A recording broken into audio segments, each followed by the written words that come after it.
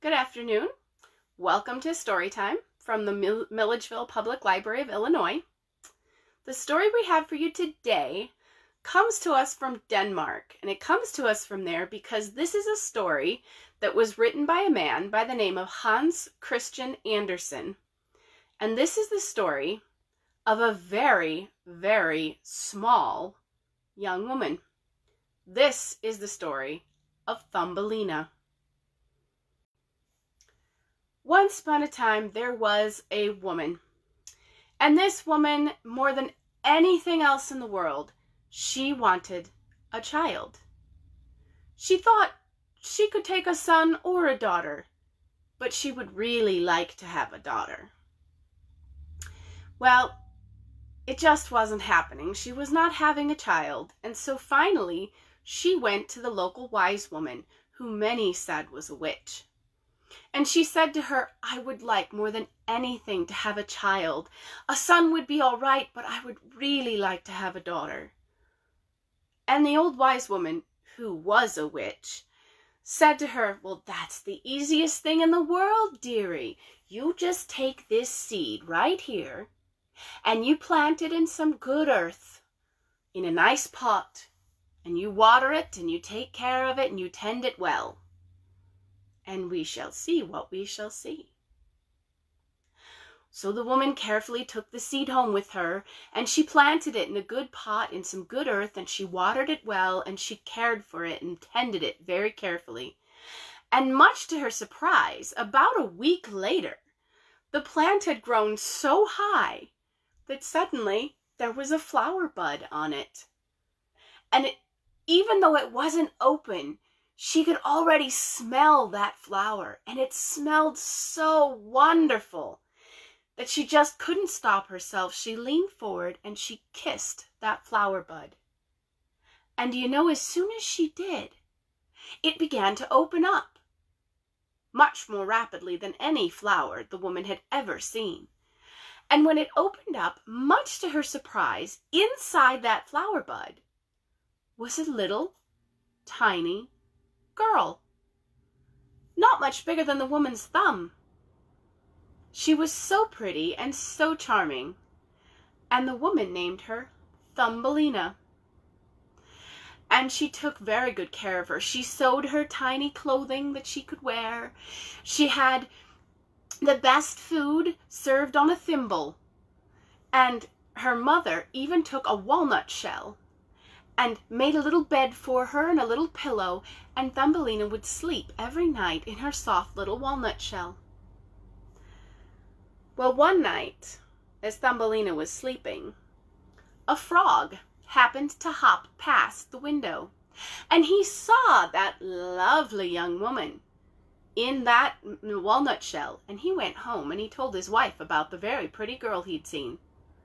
Well, his wife decided that that very pretty girl would make a very nice wife for their son, who was also a frog.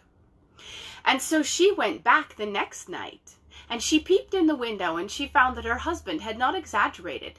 And so she crept in the window, and she picked that walnut shell up with Thumbelina in it, and she carried it off to her house.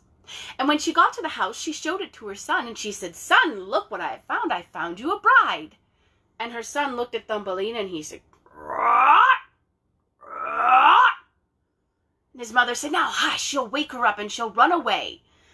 And she quickly took Thumbelina in her little walnut shell to the edge of the stream, and she swam out into the middle of the stream, and she put the walnut shell with Thumbelina in it onto a lily pad. And then she swam back to the bank to build a nice new mud hole for her son and his wife. Well, the sun came up, and Thumbelina woke up, and she opened her eyes, and much to her surprise, she was not in her mother's home.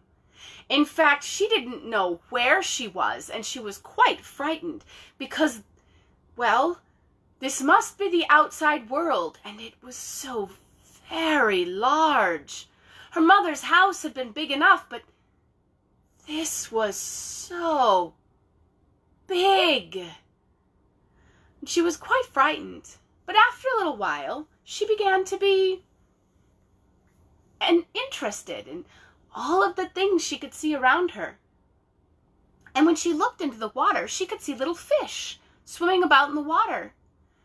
Well, Thumbelina knew that she was stuck on that lily pad. She could not get off because she did not know how to swim. And besides, even if she had, that stream was quite large to her little body. And so she called out to the fish and she said, "Fish, could you please help me? You see, I am stuck here and I don't know how I got here and I need to get away. I fear something terrible might happen if I stay here." And the little fish, they looked up at her kind face and they thought they could help her. And so they went down and they nibbled on the stem of the lily pad until they bit right through it, and the lily pad began to float down the stream. Now Thumbelina rather enjoyed floating down the stream and seeing the land go by on either side. She was a little worried about what would happen when it got to be night if she was still in the middle of the stream, but she could drink the stream water and, well, that was better than nothing. And then a butterfly floated by. And as the butterfly flitted about the stream, he saw Thumbelina and he thought she looked rather interesting. And so he fluttered closer to see what was going on. When he kept flittering in and closer and coming in towards the sash that she had around her waist. Kind of a belt. And so Thumbelina thought, I wonder, I cannot talk to the butterfly, for they do not talk, but I think he's trying to tell me something. And so she untied her sash, and she took it off, and she tied it around the butterfly. And then she tied the other end around the stem of the lily pad, and the butterfly began to fly downstream, pulling Thumbelina as he went. So she went a little bit faster, and she wasn't just drifting along wherever the current would take her. Well, as the sun began to set, Thumbelina could see that the poor butterfly was getting tired. And so she called him back to her and she said, "Could you please take me to the bank so that I can get off of the water?" And so the butterfly did. It flew over to the bank of the river and it landed on a plant. And Thumbelina stepped off of the lily pad and she untied her sash from the lily pad and from the butterfly, and she thanked the butterfly very much. And the butterfly flew away. Well, there by the bank of the river, Thumbelina built herself a little house. She took pieces of the grasses and she wove them together so that they could make a nice covering for her. And when it rained, she didn't get too wet, maybe a little bit, but not too wet. And there was lovely water to drink from the stream, and there was nectar from the flowers, and some of the cattails and things like that that she could eat. She found plenty of things to eat. She had plenty of water, and she was staying very safe. But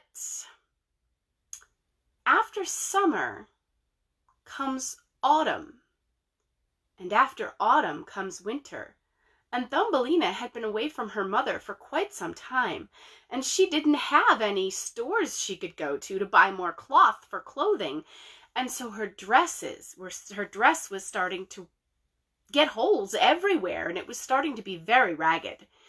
And the little coat she had woven herself out of grass, well, it dried up. And it fell off. And all of the plants were dying because it was autumn. And it was getting to be winter. And even the little leaf that she had sort of made herself a little coat out of to try to stay a little bit warmer was very crackly. And then it began to snow. Now to you and me, snowflakes aren't very big. But to Thumbelina, well, it looked like someone was throwing a parachute on top of her all of the time. It was a huge, big white, and they were cold and they were wet. And she was terrified that she would be buried in the snow. And so she began to run. And she ran, and she ran, and she ran. And she ran away from the stream and up into a cornfield and across the cornfield. And when she got to the far side of the cornfield, she saw a dark hole up in the bank on the edge of the cornfield. And she ran towards that hole because she thought perhaps underground she might be protected from this terrible cold, wet snow that was falling.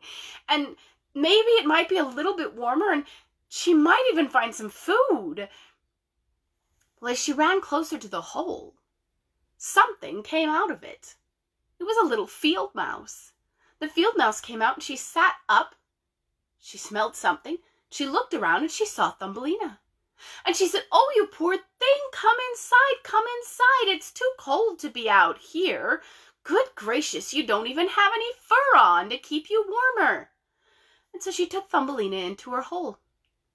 Well, as Thumbelina followed the field mouse into her hole, she realized she was in the field mouse's house. It was a very cozy house, and there was lots of corn piled up around the house to last through the winter.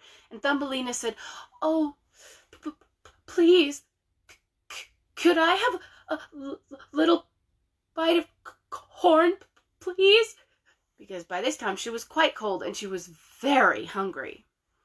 Well, the field mouse said, "Of course, child, of course you could have some corn. Why don't you stay with me? You can help me out around the house, and you could stay with me during the winter, and then you won't freeze to death. That would be terrible. You're such a pretty thing." Well, that sounded like a good plan to Thumbelina, and so she decided to stay with the field mouse for the winter. Well, one day, the field mouse told Thumbelina that they needed to clean the house from the top to the bottom. Everything had to be sparkling and shiny and polished up as best as they possibly could, because they were going to have a very important guest for dinner. Now, this guest, as it turned out, was a mole. He lived nearby and he was quite rich. He had a very nice home, and he wore a velvet waistcoat and a velvet jacket. And the mouse thought he was very, very important. Well, he came to the house and he was introduced to Thumbelina. Now, the mole was quite blind, so he couldn't really see her very well, but the mouse told him that she was very beautiful. And then the mouse, who had found out that Thumbelina could sing and had a very pretty voice, asked Thumbelina to sing for the mole. And she did. And she indeed had a very pretty voice, and as the mole listened to her, he began to think that he might be in love with her. And so before he left that night, he invited the field mouse and Thumbelina to come to his house for dinner the next week. And when the next week came, the mole arrived at Thumbelina and the field mouse's house to escort them to his house. And as they were walking through the passageway, suddenly Thumbelina saw that the passageway was quite a lot brighter than it normally was. For underground, of course, you had to use candles or lamps, and there wasn't any light from the sun coming down from above. But this looked like sunlight. And she found that indeed as she got closer, there was a small little passage off to the side, not very long. It looked maybe like someone had been trying to make a pantry at one time. But when they had started making it, something had gone wrong and the earth had collapsed. And so there was a hole to the outside. And right underneath that hole to the outside, there was something lying on the ground. And as they got closer, Thumbelina saw that it was a bird. And as they got even closer, she saw that it was a swallow. Now, Thumbelina knew what the swallows were. Her mother had liked to watch birds, and swallows had quite the prettiest songs to sing as far as Thumbelina was concerned. And so she felt terribly sad, for the mole said, "Oh, just ignore the old dead bird. Terrible things, those surface dwellers, live up in the light, and it's just terrible up there. So much space and too much light, and no, not a good thing. No. And he gave a kick at the swallow as he went by. Well, that night after the field mouse and Thumbelina had returned to their homes, Thumbelina, quietly crept out of her bed after the field mouse was asleep. And she took some pieces of hay that they had in the house, and she wove them together, and she made a blanket. And then she took that blanket in a lamp, and she crept down the passageway till she got to that swallow. And she threw the blanket over the swallow. Now, she knew it probably didn't do any good, because the poor swallow was probably dead. But she just felt so sorry for the poor thing, and she really felt as though it should be covered up and not just left to lie there in the passage. So she was stroking its feathers and saying how she was so terribly sorry that it hadn't made it to wherever it was that it lived in the summer or in the winter, because she didn't really know where the birds went. She just knew they flew away. And then suddenly, the swallow moved. And Thumbelina leaned down, and she pressed her ear to the swallow, and she could hear it. Its heart was still beating. She realized the swallow was still alive. The warmth of the blanket and the warmth of her body had brought it back to life a little bit. It had just been so cold that it wasn't moving. And so Thumbelina, carefully, she told the swallow woke up a little bit, and she told it where it was. She told it not to move, because if it moved, the mole would think it was still alive, and the mole would probably have it killed, because he did not like surface dwellers. And she promised to come back the next night and to help the swallow out again, to sit with it and to talk with it. And so the next night, she took a piece of corn from the pantry and a little bit of water in a bowl, and she crept down the passage. And she found that the swallow was actually doing much better now that it was warmed up, and she gave it the food and the water, and they began to talk. And the swallow told her about how he had been flying south for the winter to the warm countries, and he had landed on a bush, and he had picked the wrong bush. It was a thorn bush, and he had torn his wing. And then he couldn't keep up with the other swallows, and he got left behind. And then the winter came, and the snow, and it just got so cold that he had fallen out of the sky, and he had landed here in this hole in the ground. Well, every night after that, Thumbelina came back, and she brought him a little bit of food and a little bit of water, and they would talk. And the swallow told her all about the warm countries where he lived during the winter, and where he had his home, and the beautiful things that he had seen. And he told her about all of the lands he had flown across in his travels. And he slowly got better. And one night, when Thumbelina went to see him, she told the swallow, "The mouse says spring has come, and your wing is healed. It's probably safer if you leave now. I don't want to lose you, my friend, but it's probably safer if you leave now. For the mole and the mouse, if they found out that I have been coming here and talking to you, they would not be happy, and they would probably have you killed." And the swallow said that he understood that, but that he really wished he could take Thumbelina with him. Wouldn't she come with him? And she said, "Well, I should very much like to see the lands that you talk of, the warm countries, but I can't leave the field mouse. She saved my life. She let me come into her home. I really can't leave her. I must stay with her. I must help her get ready for next winter. I can't leave now. I'm sorry. But go, my friend, go and be free." And so the swallow flew up out of the hole in the ground, and he flew away. Thumbelina was a little sad, because she knew she would miss her friend, but she felt that she had done the right thing. Well, the very next night, the mole came for dinner again. And as he often did, he asked Thumbelina to sing after dinner, and she sang for him. And when she stopped her song, he asked her for another, and another, and another. And as he did almost every night, the mole made her sing until she became hoarse and couldn't sing any more. Well, that night, after Thumbelina had grown tired and had gone to bed, the mole and the mouse began to talk. And the end of the talk was that the mole had decided that he was in love with Thumbelina and that he wanted to marry her. And the field mouse thought that was a very good thing, for of course the mole was very important with his velvet clothing and his beautiful hole in the ground and his pantry. Oh, his pantry was always so very well stocked with food, wonderful food. Yes, it would be a wonderful thing for Thumbelina to marry the mole. Of course she would say yes. And so the mouse and the mole decided for Thumbelina that she would marry the mole. Well, Thumbelina wasn't exactly happy to hear that when the mouse told her the next morning, but she didn't really have a choice.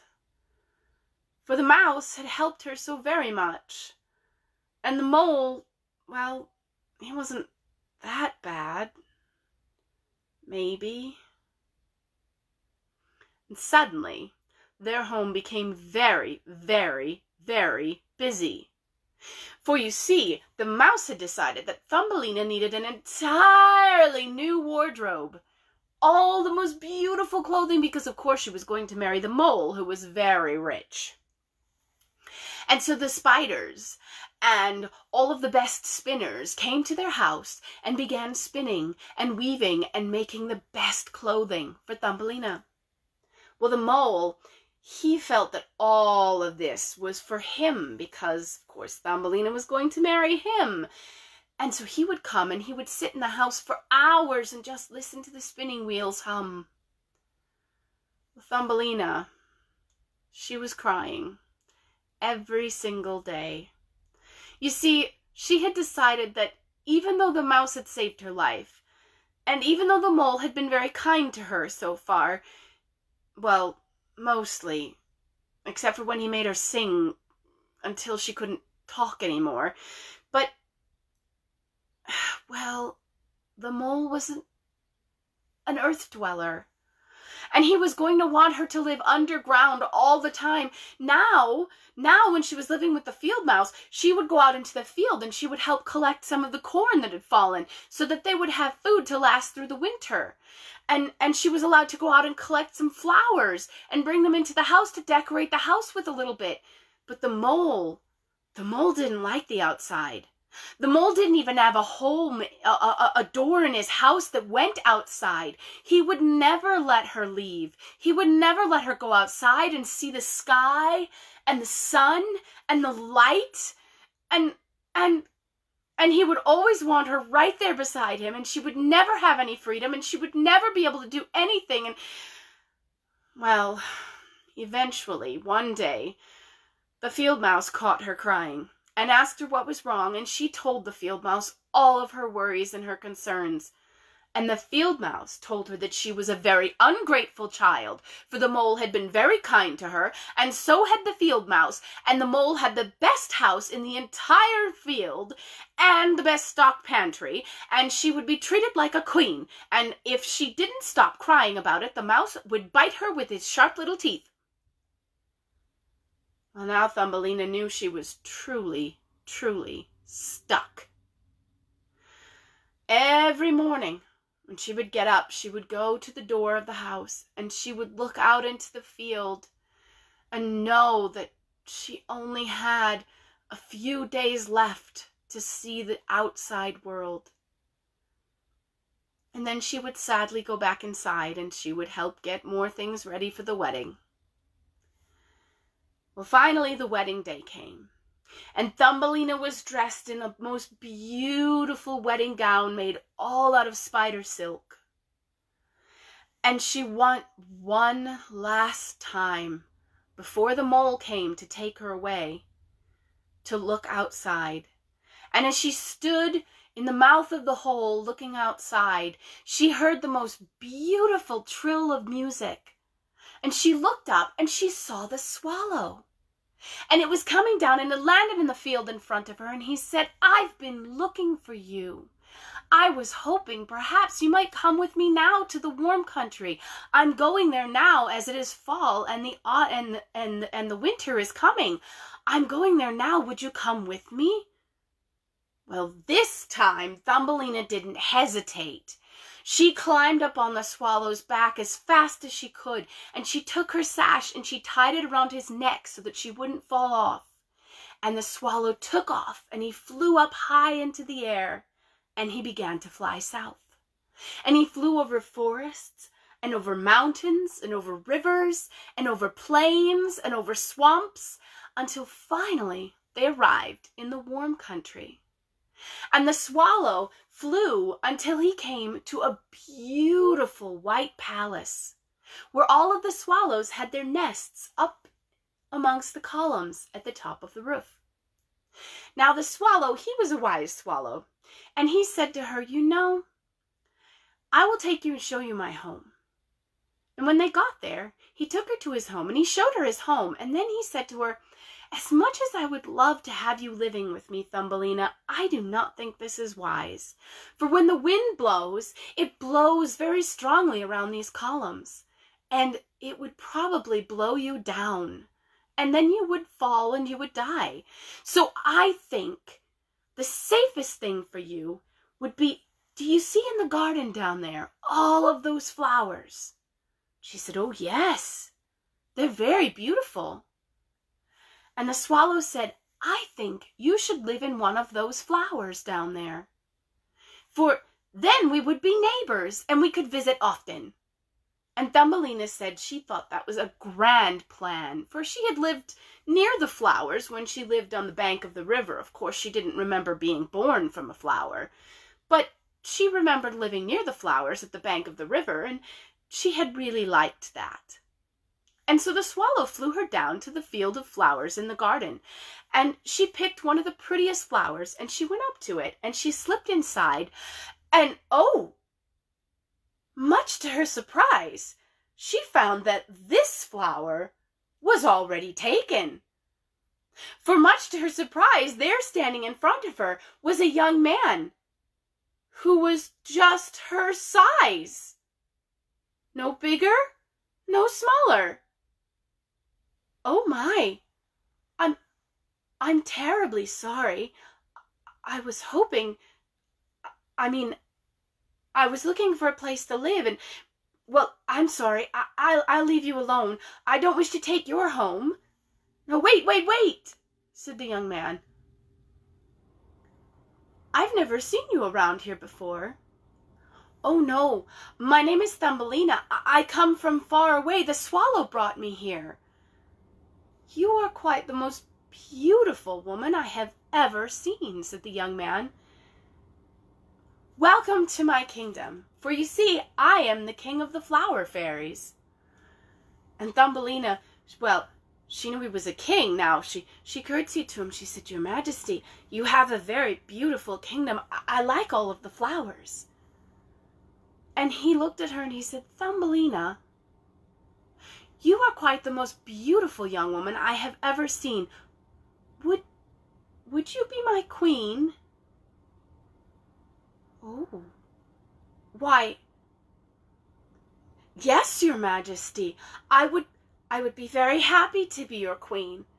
For you see, this time Thumbelina had a choice in who she would marry. And the king of the flower fairies, he came and he put a crown upon her head, and the flower fairies planned a grand wedding, and they had a wonderful party. They invited all the swallows and many of the other birds that lived nearby, and some of the other animals that lived nearby all came to the party, and all of the flower fairies came, and they gave Thumbelina beautiful gifts. And you know, every gift they gave her was just the right size for her, because she was the same size as all of them. But her favorite gift was a little set of wings, which she could tie onto her back and fly amongst the flowers, just like all of the flower fairies did. And she and the king lived very happily as the king and queen of the flower fairies for the rest of their days. And that is the tale of Thumbelina, as told by Hans Christian Andersen. I hope you enjoyed it, and we will see you again on Wednesday at 3 p.m. Central Daylight Time, when we'll have another story for you from the Milledgeville Public Library of Illinois. See you later. Bye.